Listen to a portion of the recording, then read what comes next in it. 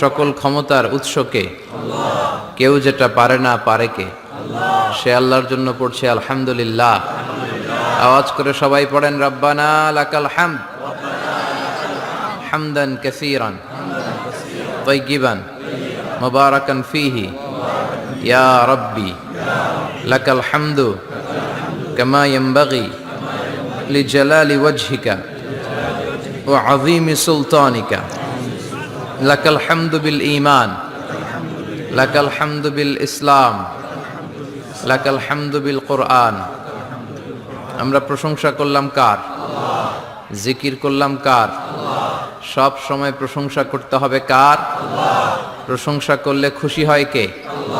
আল্লাহর প্রশংসা করলে আল্লাহ খুশি হয়ে যায়, ঠিক কি না? আর শয়তান বেজার হয়ে যায়। আমরা কার খুশি চাই? নাকি শয়তানের? শয়তান যত কষ্ট পায় তত আমরা খুশি। কথা বলেন।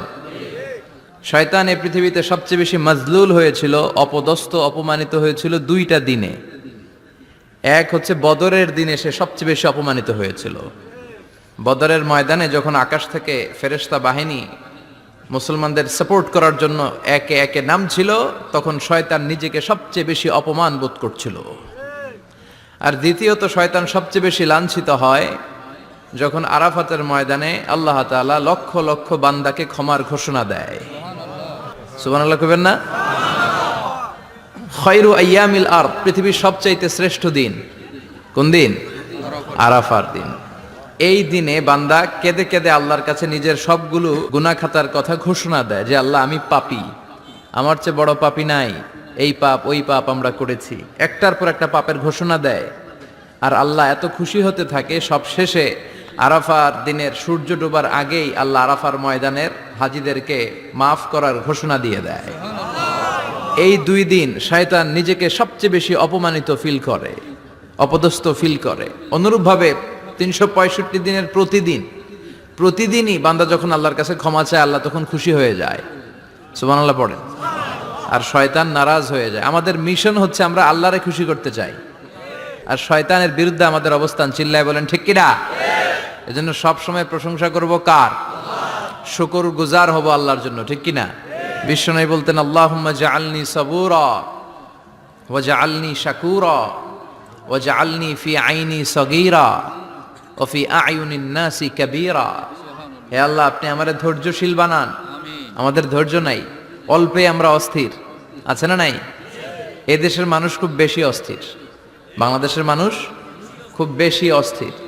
আমি পৃথিবীর অনেক দেশে ঘুরেছি, সেখানে দেখেছি মানুষজন খুব ধীরস্থিরভাবে কাজ করতে পছন্দ করে। সুপার শপে যদি কিনতে যায়, they maintain the queue in super shop. Super শপে লম্বা লাইন, সবাই যে ওখানে ভদ্রভাবে দাঁড়ায়, একজনের পর একজন যাবে। টিকিট কাটতে যাবে, লম্বা লাইন, একজনের পর একজন দাঁড়ায়, একজন যাবে আরেকজন। তো ওখানে যদি কোনো বাঙালি থাকে তখন দেখা যায় তার অস্থিরতা। কেন সামনে এত লাইন, এত সময় লাগে কেন, আমি কখন পাবো, আমার কি হবে? অস্থিরতা আছে না নাই? মানে সে পারে না সামনে সবাইকে ডিঙ্গিয়ে আগে যে টাকা পে করবে, আগে যে টিকিট কাটবে। এই অস্থিরতা আমাদের কমাইতে হবে, ধৈর্যশীল হতে হবে। গোটা বিশ্বব্যাপী আমাদের এই বাংলাদেশের মানুষের এই বদনাম যে আমরা অস্থির প্রকৃতির, আমরা ঠান্ডা মাথায় ভাবি না। ঠান্ডা মাথায় ভাবতে হবে, ধৈর্যশীল হতে হবে। ইন্নামা সাবরু ইনদা সাদামাতিল উলা। বিষ্ণু বলেছেন বিপদের প্রথম ধাক্কায় যে সবর ধারণ করতে পারে সেই তো সবুর। এজন্য বিষ্ণু দোয়া করতেন আল্লাহুম্মা জাআলনি সাবুরা, আল্লাহ আপনি আমারে ধৈর্যশীল বানান।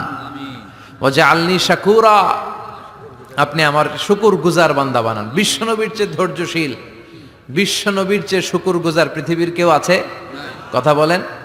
এমন তাবৎ কোনো অত্যাচার নাই যে অত্যাচার বিশ্বনবীর উপর করা হয় নাই। বিশ্বনবী মক্কার জামিনে যখন দাওয়াত দিতে লাগলেন, ওনারে পাগল বলা হতো, বলা হতো তুমি পাগল, বলা হতো মুহাম্মদ একটা কবি, বলা হতো মুহাম্মদ হচ্ছে গণক। বিশ্বনবী যখন রুকু দিতেন, সিজদায় চলে যেতেন, উটের পচা নারী ভুরি এনে বিশ্বনবীর কাঁধে ফেলে রাখা হতো। বিশ্বনবীর গলার মধ্যে রশি ধরে টান দেয়া হতো। কয়েকবার বিশ্বনবীর এই ঘাড়ের এই চামড়া ছিঁড়ে গিয়েছে, একবার চাদর টান দেওয়ার কারণে, আরেকবার রশি টান দেওয়ার কারণে। বিশ্বনবী কিছুই বলেন নাই, ক্ষমা করে দিয়েছেন। যেই মক্কার শত্রুরা বিশ্বনবীকে মক্কা থেকে বিতাড়িত করেছেন, এবং যেই রাতে উনি হিজরত করলেন, মাইগ্রেট করলেন, উনি কেঁদে কেঁদে বারবার মক্কার দিকে ফিরে তাকায় আবার যায়, আবার ফিরে তাকায়, মাতৃভূমির মায়া ছাড়তে পারছেন না। আর বলছিলেন মাক্কা তো আহাব্বুল বিলাদ ইলাইয়া, মক্কা আমার কাছে সবচেয়ে প্রিয় শহর। লাউলা উখরিজতু লামা খরাজতু মিনহা, আমার যদি বের করে না দেয়া হতো এই শহর থেকে, আমি কোনোদিন এই শহর থেকে বেরোতাম না। এত ভালোবাসতেন বিশ্বনবী মাক্কাতুল মুকাররমাকে, ধৈর্যশীল ছিলেন। এত অত্যাচার অনাচারের পরে যখন মক্কা বিজয়ের ক্ষণ আসলো, এই মক্কাকে বিশ্বনবীর করতলগত করে দিল কে? ফাতে মক্কা হলো। বিশ্বনবী চাইলে পিষে পিষে প্রতিটা কাফের মুশরিককে শেষ করে দিতে পারতেন, ঠিক কিনা? কিন্তু বিশ্বনবী বললেন লা তাসরিবা আলাইকুমুল ইয়াউম ইযহাবু আনতুমুত তুলাকা, কোনো রিভেঞ্জ চলবে না আজকে, কোনো প্রতিশোধ নাই। একেবারে বড় যুদ্ধাপরাধী যারা, মারাত্মক যারা অফেন্স করেছে তাদেরকে শাস্তির আওতায় আনা হবে, বাকি সবাইকে আমি ক্ষমা করে দিলাম। In the long history of the world there is no instance of magnanimity and forgiveness which was showed by our beloved prophet Muhammad when all of his enemies laid under his feet and he forgave them one and all. পৃথিবীর গোটা পৃথিবীর ইতিহাসে এরকম নজির কোথাও পাওয়া যায় না, যাকে এত অত্যাচার করে বিতাড়িত করা হয়েছে, নির্বাসন দেয়া হয়েছে, হিজরতে বাধ্য করা হয়েছে। তিনি যখন ওই শহরকে আবার বিজয় করলেন, কাউকে আঘাত করলেন না, আগুন জ্বালিয়ে শহরটাকে জ্বালিয়ে দিলেন না, ওদের বংশকে নির্বংশ করলেন না, বরং মুচকি হেসে উনি বললেন যাও ক্ষমা করে দিলাম। কি ধৈর্যশীল ছিলেন। আবার দোয়াও করতেন আল্লাহুম্মা জাআলনি সাবুরা, আল্লাহ আপনি আমার ধৈর্য বাড়ায় দেন। ওয়া জাআলনি শাকুরা, আপনি আমার শুকর গুজার বানান। ওয়া জাআলনি ফি আইনি সাগীরা, আল্লাহ আমার চোখে আপনি আমারে ছোট বানান। ওয়া ফি আয়ুনিন নাসি কাবীরা, আল্লাহ মানুষের চোখে আপনি আমারে বড় বানান। কি মানুষ ছিল, নিজের চোখে নিজে ছোট থাকতে চাইতেন। আমরা নিজের চোখে নিজের বড় মনে করি, এরকম ডাকাইত আছে না নাই? নিজেরাই নিজে মনে করে কত বড় সাহেব, লাট সাহেব। মান তাওয়াদা তারাফা, এটা হচ্ছে সুন্নাতুল্লাহি ফিল আরদ। মান তাওয়াদা তারাফা, যে নিচে নেমে থাকতে চায় আল্লাহ ওরা টেনে উপরে উঠায়, আর যে খালি উঠতে চায়, হিংসা করে অহংকার করে উপরে ঠেলতে চায়, ওরা নিচে নামায় দেয় কে? সাইয়েদনা আদমকে আল্লাহ বললেন আদম সাল্লিমা আলা উলাইকান নাফার লাম্মা খালাকাল্লাহু আদামা ওয়া কানা তুলহু 60 যিরাআন। নিচে নেমে গেলে যে উপরে ওঠে, আর উপরে উঠতে চাইলে যে নিচে নামে, উদাহরণ দেখেন। আদম আলাইহিস সালামকে তৈরির পর আল্লাহ বললেন আদম সাল্লিমা আলা উলাইকান নাফার, এই ফেরেশতাদের সালাম দাও। কি দাও? সালাম দাও। কোনো প্রশ্ন নাই, আল্লাহ সালাম দিব কেন? ফেরেশতারা আমারে দিব না কেন? আমি আগে দিমু কেন? কথা আছে কোনো?